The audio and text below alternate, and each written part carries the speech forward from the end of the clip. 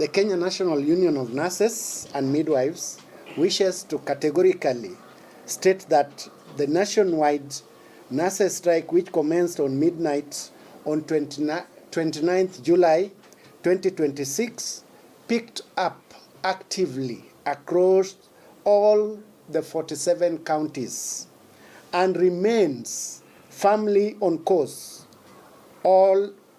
until all our demands are fully addressed and effectively implemented.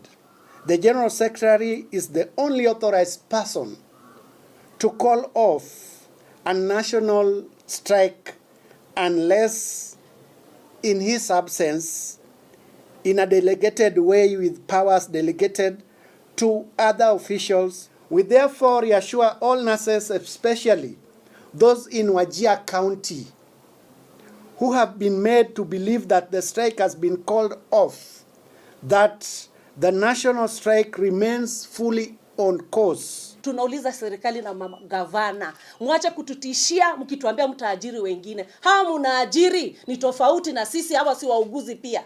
Tunawahakikishia ya kuwa hakuna muuguzi yote ama mkunga ataenda kufanya kazi mpaka mtupatie haki yetu.